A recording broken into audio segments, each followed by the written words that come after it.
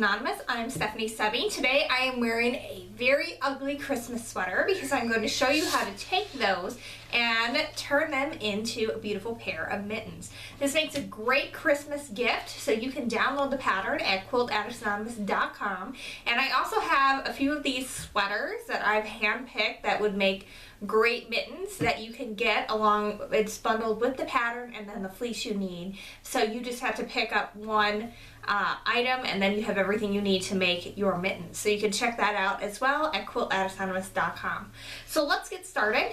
A couple of things you want to look for when you're choosing a sweater is anything that has a decorative detail across the top is going to be good.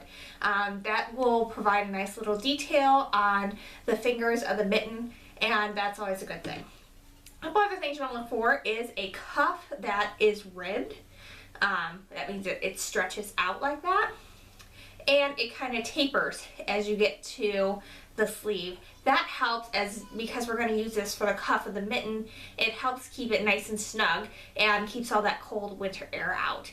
If you have one that also has a nice little detail like these buttons, that's a nice little bonus. It just adds another little flair when you're all done.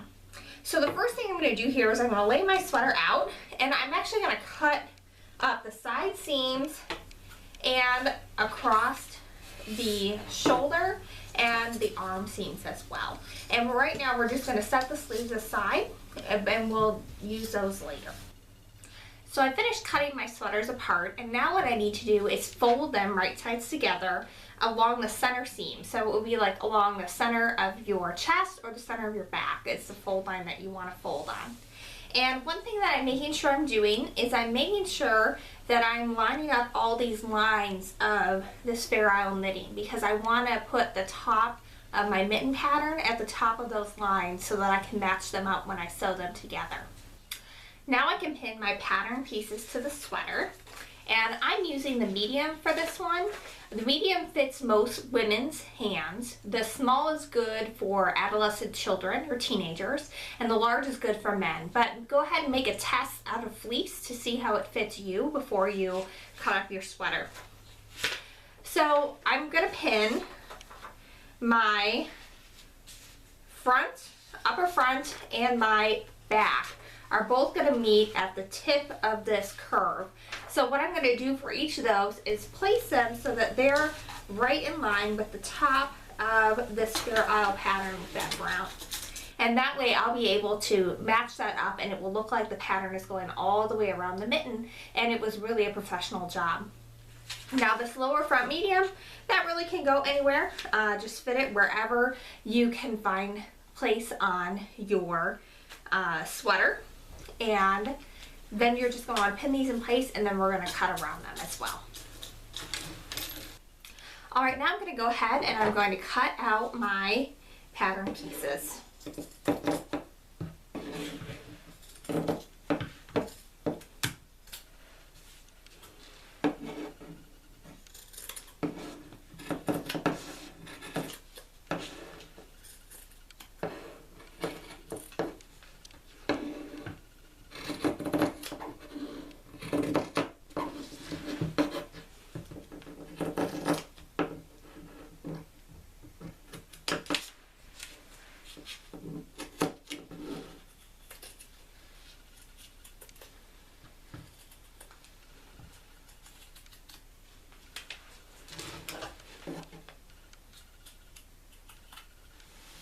Now we're going to take our upper front and our lower front, and we're going to take the pins out of those, and we're going to pin those right sides together.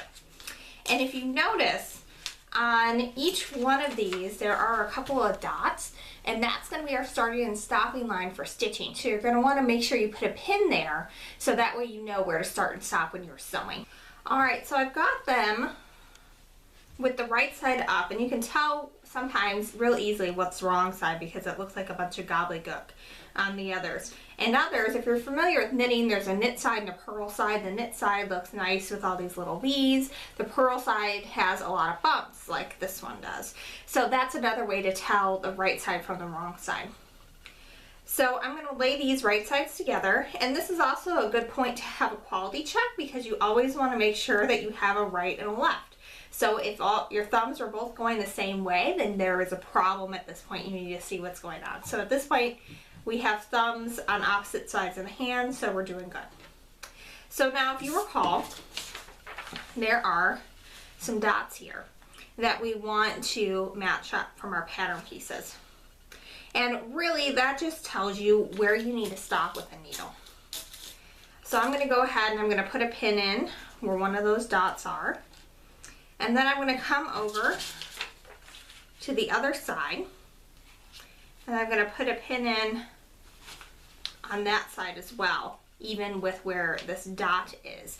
And that'll tell me where I need to start my stitching and then where I need to stop my stitching. Now you're welcome to pin this as much or as little as you want. A few places that I really recommend pinning are at the top of the thumb and in this little crook where the thumb reaches out to the rest of the hand. Go ahead and do the same thing on the other side, and then we're going to get going on the sewing machine.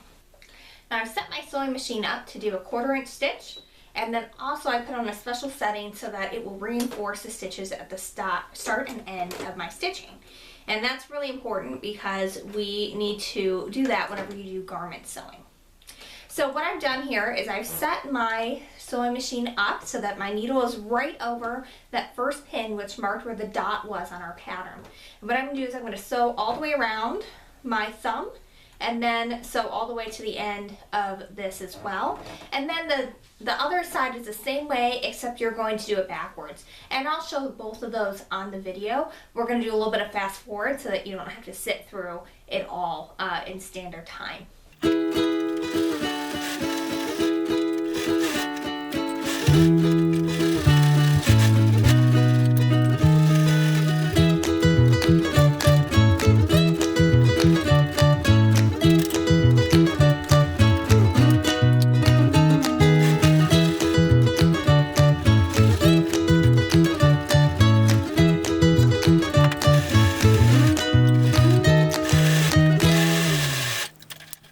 Now we're going to take the pieces that we sewed together along with the back piece, and we're going to go ahead and pull the pattern piece off of that.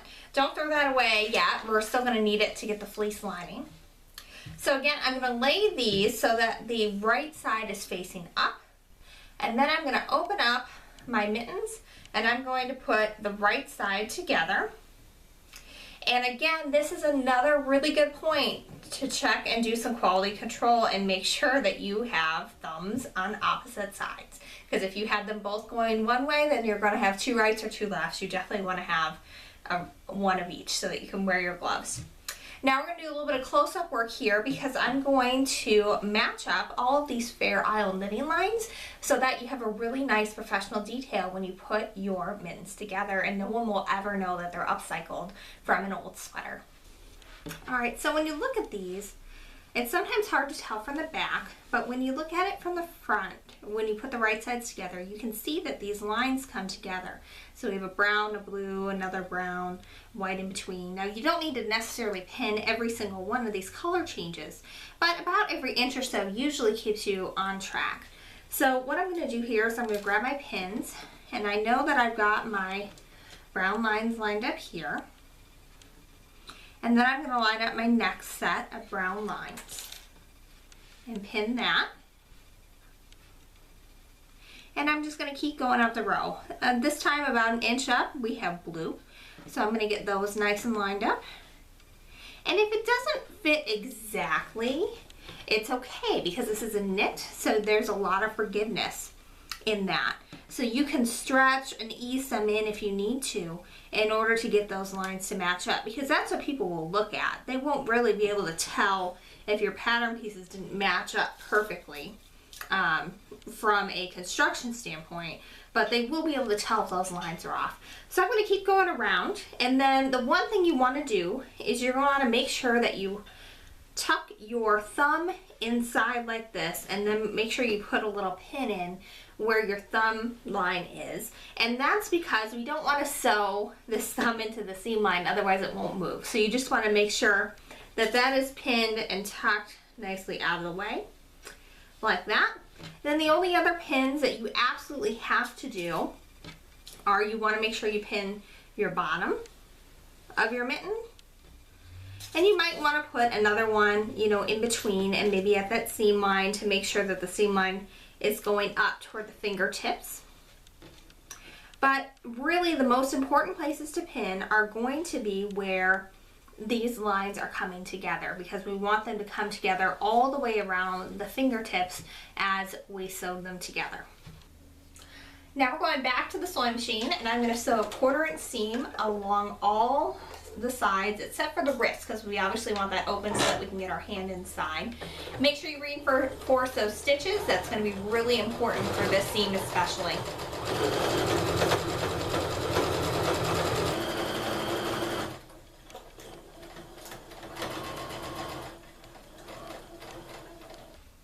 Now you're going to repeat all the previous steps and create a set of mittens out of the fleece, and this will be the lining. Now we're going to leave these the wrong side out because we want to have the right side against our hand, so that's the right way. Now with your mittens that you made out of the sweater, we're going to want to turn those so that the right side of the fabric is sticking out. So you want to turn that inside out, and then make sure you get that thumb going in the right direction too. It's a lot easier now than when you've already got the mitten lining in. And you don't need to get really perfect with turning these right side out, because the mitten lining will fill that out and give it a lot of body when we insert that. Alright, so here's the fun part. This is when it actually really starts to look really neat. You're going to put your mitten lining on your hand and then put the corresponding mitten, sweater mitten over that. And so you should have the wrong sides of this facing each other. And then you kind of just want to manhandle the seams a little bit to make sure that the seams are in the same spot on each part and it fills out real nicely. It should have a lot of body at this point. Alright, now once you have your mitten all ready to go, we're going to baste the lining to the sweater mitten itself. And that makes it a lot easier to get the cuff on and catch everything at once. So what I like to do is I like to set it up so that my seams are going in opposite directions. And I'm going to pin those first. And I'm actually going to pin it so that the pin is going towards the inside, and that makes you less likely to get yourself. And you want to push that pin down as far as it'll go, because we really are going to be working real tightly with the sewing machine. Alright, so now I'm going to pin the other side, and again I am going to put those seams so that they're going in opposite direction. It just makes it a little easier to get through on the sewing machine that way. And have that pin set so it goes through there. Now you may have a little bit of easing in to do when you do this. So what I like to do is I like to pin a couple of times here. I'll pin in the center, and then I'll pin 1/4 of the way in between my side seams and my center pin there. And I'm going to do that all the way around the mitten, and then we're going to sew a scant 1/4 inch seam on the sewing machine to get these layers all stitched together. There's really a lot of manipulating when you're sewing this scant 1/4 inch seam, because you really can only sew a couple of inches at a time before you need to readjust where your mitten is. And what I like to do is just kind of grab it and pull the part that I'm not sewing out of the way, and I push in any pins that have popped out, so that way it's still, it doesn't get in the way of that machine needle going up and down.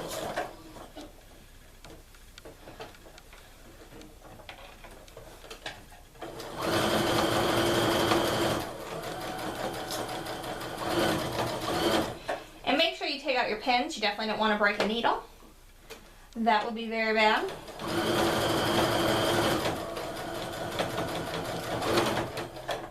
And I almost always start and stop on the bottom.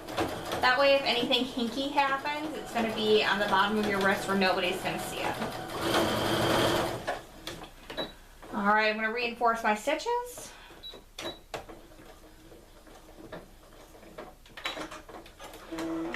Clip my threads, and then we're ready for the next step.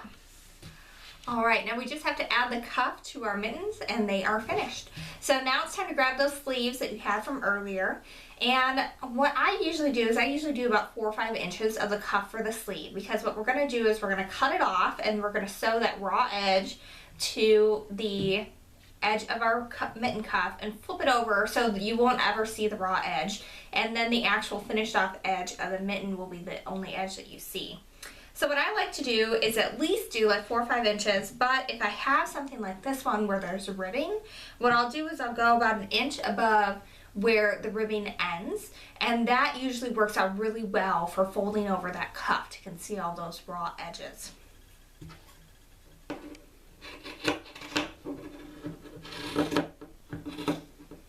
So just go ahead and do that for both cuffs, and then we're going to be ready to pin them again.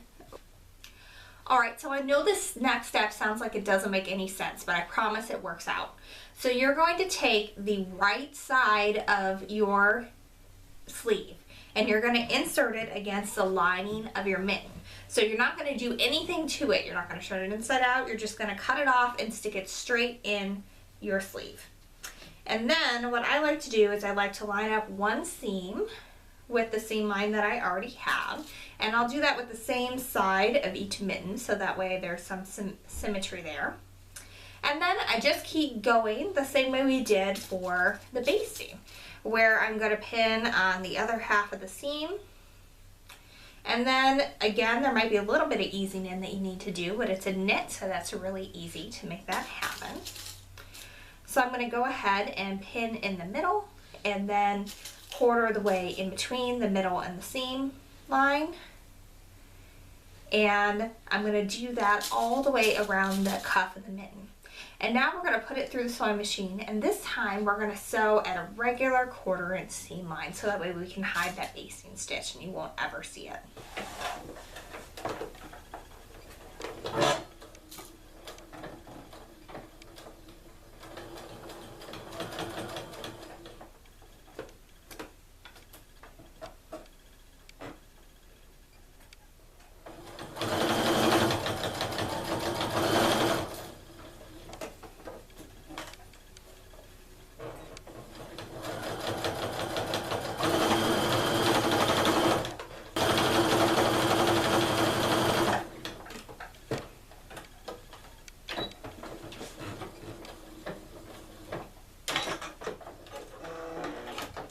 Alright, so I finished stitching around, and now I can take that cuff out and flip it around. And now the right side is facing out and we have a cute little mitten. And these just turn out so adorable, especially considering a lot of them are really ugly sweaters to start out with. Now you could add a button detail to the cuff if you wanted, that would help keep it in place, but I haven't really had too much trouble with it coming down as long as you make that cuff long enough. In this case, I've got a nice little button detail that was already on the sleeve that will make that nice and cute. And these are ready to go.